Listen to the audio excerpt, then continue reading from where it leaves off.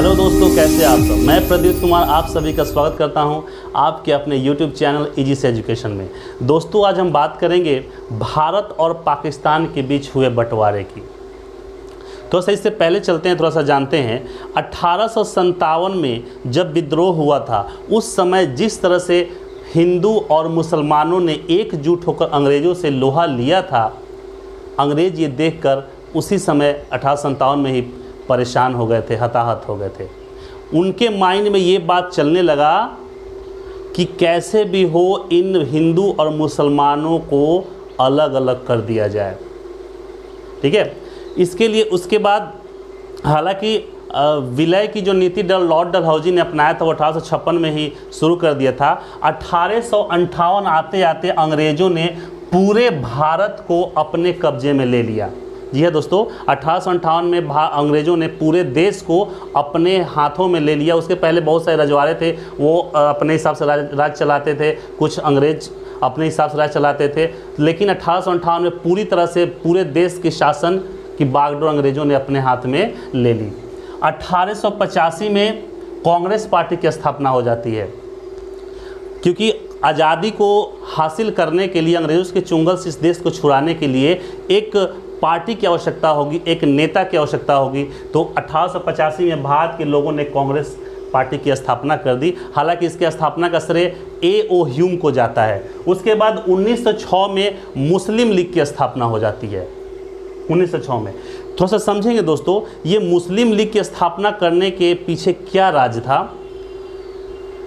जैसा कि मैंने पहले ही बताया कि अंग्रेज इस चीज़ को देख के परेशान हो गए थे कि हिंदू मुस्लिम किस तरह से 1857 के विद्रोह में एक साथ लड़े थे। अंग्रेज़ों ने मुसलमानों के मन में ये बात डाल दिया था कि जो मुग़ल साम्राज्य है भारत पे, वो लगभग 700 साल राज किया है। जी हाँ, मुसलमानों ने भारत पे लगभग 700 साल राज किया है मुग़ल साम्राज्य ने। अब मुग़ल साम्राज्य हिंदुओं पे राज किया है, इसलिए अब जब भारत आज़ाद होगा तो यहाँ पे हिंदुओं की, यानी भारत में हिंदुओं की संख्या ज़्यादा है, तो अब वो मुसलमानों से अपना बदला लेंगे, क्योंकि 700 साल मुसलमानों ने हिंदुओं पे अपना शासन किया है। ये बात मुसलमानों के मन में अंग्रेज़ों ने डाल दी। मोहम्मद अली जिन्ना उस समय एक नए नेता उभरे थे और इन्होंने अंग्रेज़ों की बात सुनी और सुनने के बाद में उन्होंने 1906 में मुस्लिम लीग की स्थापना कर दी। यानी कि उन्होंने एक लीग बनाया जिसमें सिर्फ और सिर्फ मुस्लिम के नेता ही होंगे और अपने मुसलमान भाइयों के हित की रक्षा के लिए इस लीग में काम किया जाएगा। दोस्तों, उसके बाद 1920 में आ जाते हैं। तो 1920 में गांधी जी ने सविनय अवज्ञा आंदोलन शुरू कर दिया था। उसके बाद 1933 में एक कैम्ब्रिज विश्वविद्यालय के एक छात्र थे जिनका नाम था रहमतुल्लाह। इन्होंने क्या किया कि इन्होंने मुसलमान के हितों के रक्षा के लिए एक पाकिस्तान शब्द गढ़ा। उस पाकिस्तान शब्द का मतलब ये था कि उसमें जो भी मुसलमानों का देश बनेगा उसका नाम पाकिस्तान रखा जाएगा और उसमें सिर्फ और सिर्फ मुसलमान रहेंगे।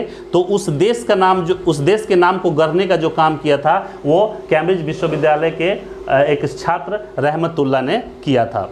दोस्तों, अब थोड़ा सा चलते हैं 1933 के बाद हम लोग चलते हैं 1937 में हुए घटनाओं के बारे में। उस समय क्या हुआ था दोस्तों, जब मोहम्मद अली जिन्ना ने मुस्लिम लीग की स्थापना कर ली, उसके बाद मोहम्मद अली जिन्ना ने अंग्रेज़ों से ये बात मनवा ली कि अब जो भारत में इलेक्शन करवाया जाए वो धर्म के आधार पर कराया जाए।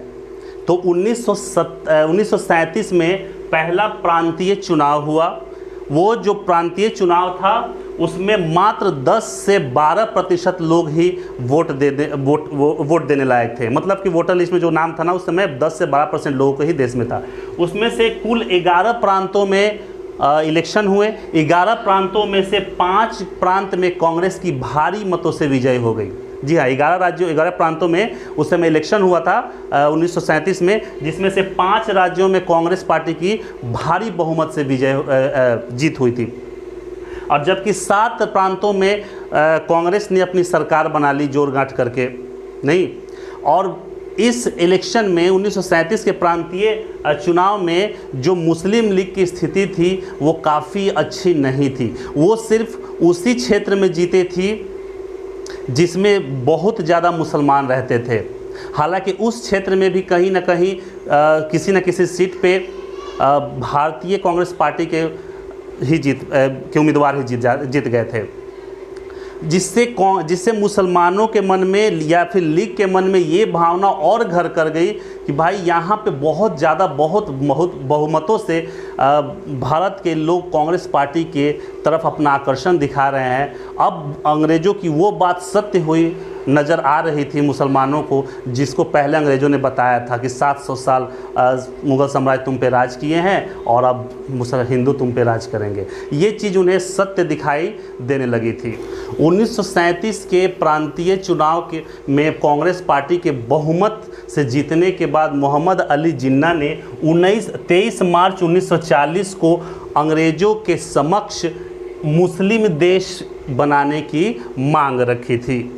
चूँकि लीग जो थी, मुस्लिम लीग थी, वो ज़्यादा बहुमतों से भारत में उस समय नहीं जीती थी, इसलिए इस मांग को उस समय रोक दिया गया था और इसे आगे विचार करेंगे, इस पे अंग्रेज़ों ने अपना आदेश जारी किया था।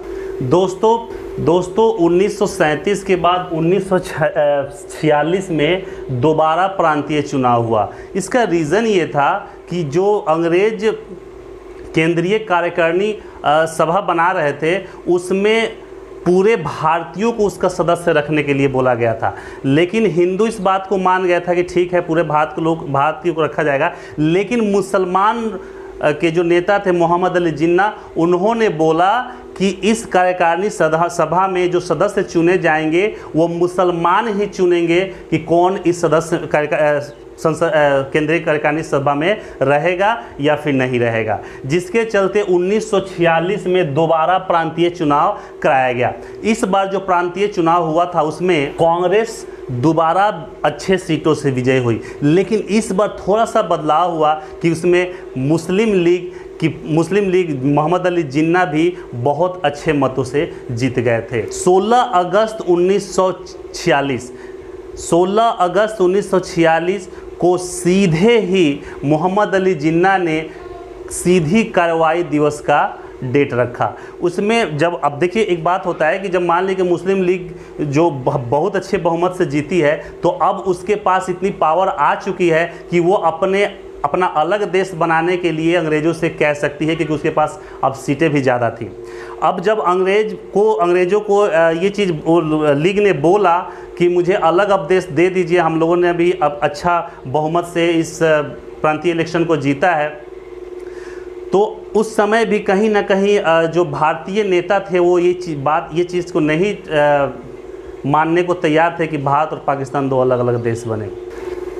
दोस्तों, मोहम्मद अली जिन्ना ने बंगाल में 16 अगस्त 1946 को सीधी कार्रवाई दिवस करने के लिए बोल दिया। अभी जैसे ही सीधी कार्रवाई दिवस बंगाल में लागू किया गया, वहाँ के बंगाल के जो उस समय तत्कालीन मुख्यमंत्री थे, उनका नाम था सुहरावर्दी। वे भी एक मुस्लिम लीग के ही नेता थे। उन्होंने वहाँ के मुसलमानों को उकसा दिया कि भाई अब हमारी जो पार्टी है, मेजॉरिटी है, वो बहुत ज़्यादा इलेक्शन से वोटों से जीत चुकी है, अब हम लोग अपनी कार्रवाई को पूरी करें, अपने जो देश अलग करने की बात है उसको अंजाम दें। अब इस पे जो जितने भी बंगाल के मुसलमान थे, उन लोगों ने हिंदुओं को मारना काटना शुरू कर दिया। लगभग 20,000 से ज़्यादा हिंदुओं को मुसलमानों ने बंगाल में काट दिया था। 30,000 से ज़्यादा लोगों को घायल कर दिया था। इसमें मतलब मुसलमानों की उस समय जो मुसलमानों की जो स्थिति थी इतनी क्रूरतापूर्ण थी कि वे लोग माता पिता परिवार के सामने उनके लड़कियों को या फिर उनके घर में महिलाओं को रेप करके उन्हें मार देते थे। ये बहुत क्रूरता से इसे अपनाया गया। एक पिक में, एक फ़ोटो में ये भी दिखाया गया है कि किस तरह से लाशें पड़ी हुई हैं बंगाल में, और गिद्ध भी उस लाश को खाते थक गए हैं। मतलब कि इतना ज़्यादा लाश बंगाल में पड़ा था उस समय, बंगाल के कलकत्ता में। तो इस सीधी कार्रवाई दिवस के चलते जो बंगाल में घटनाएं हुई, इसको देखते हुए ये घटना पंजाब अमृतसर में भी होनी शुरू हो गई। वहाँ के मुसलमानों ने भी सिखों के परिवार वालों को उनके सामने मारना शुरू किया, उनकी बहू बेटियों की बलात्कार करना उनके सामने शुरू कर दिया। एक चीज़ मैं और बताऊं दोस्तों कि कुछ विद्वान तो ये भी बताते हैं कि कुछ अमृतसर में ऐसे भी परिवार थे जिन्होंने अपने हाथ से अपने परिवार, अपने महिलाओं को, अपने घर के महिलाओं को, लड़कियों को जहर दे दिया ताकि वो मुसलमानों के द्वारा नापाक ना हो सके उस समय। दोस्तों ये घटना कहीं ना कहीं बहुत ही निंदनीय है, उस समय के मुसलमानों के द्वारा किया गया था, सिर्फ और सिर्फ एक देश के बंटवारे को लेकर। दोस्तों उस समय एक और दुखद घटना घटी थी। रावलपिंडी के नज़दीक एक गांव था जिसमें 90 औरतों ने अपने इच्छा से कुआं में कूद के अपनी जान दे दी थी, क्योंकि वहाँ पे भी मुसलमान हमला कर दिए थे और वे मुसलमान उन्हें मारने और नापाक करने के फिराक में थे। अब चूँकि उनके घर के जो मर्द थे वो ये चीज़ नहीं जानते थे, मर्द ही बोले थे कि तुम लोग नापाक होने से अच्छा है उस कुएँ में कूद के अपनी जान दे दो। इस तरह से औरतों और महिलाओं ने उस समय कुछ आतताइयों से अपनी जान बचाई थी। जान बचाई क्या थी? जान ले ली थी ताकि वो नापाक ना हो सकें। तो इतनी गलत तरीके से हत्याएं की जा रही थी उस समय जगह प्रांत में, अलग अलग प्रांतों में, कि इससे परेशान होकर अब तत्कालीन वायसराय लॉर्ड माउंटबेटन और कांग्रेस पार्टी इस चीज़ को रोकना चाहती थी और जून 1947 में विभाजन का ऑर्डर दे दिया। मतलब कि लॉर्ड माउंटबेटन भी मान गए और इधर कांग्रेस पार्टी भी मान गए और इस तरह से भारत और पाकिस्तान का विभाजन हो गया। उसी साल जून 1947 में ही दोस्तों एक और एक्ट पारित हुआ था जिसका नाम था इंडिया इंडिपेंडेंट एक्ट। तो याद रखेंगे ये भी एक्ट जून 1947 में ही पारित हुआ था। तो 14 और 15 अगस्त को भारत और पाकिस्तान दोनों बट गए। 1950 में भारत गणराज्य को अपना नाम मिला और 1956 तक पाकिस्तान एक ऐसा देश बना जो धर्म के आधार पर पूरी दुनिया में विकसित हुआ। मतलब कि 1956 में पहला पाकिस्तान ही एक ऐसा पहला देश था जो धर्म के आधार पर किसी देश से अलग हुआ था। तो दोस्तों कैसी लगी है ये हमारी जानकारी? अगर हमारी जानकारी आपको अच्छी लगे तो हमारे वीडियो को सब्सक्राइब करें, लाइक करें, शेयर करें और बेल आइकन को दबाना ना भूलें। दोस्तों आप लोग कमेंट नहीं करते हैं, कमेंट करें ताकि मैं उन कमेंट को पढूं और उन्हीं के अनुसार आप तक अपनी वीडियो को पहुंचाऊं या फिर बनाऊं। तब तक मिलते हैं अगले वीडियो में, तब तक के लिए नमस्कार।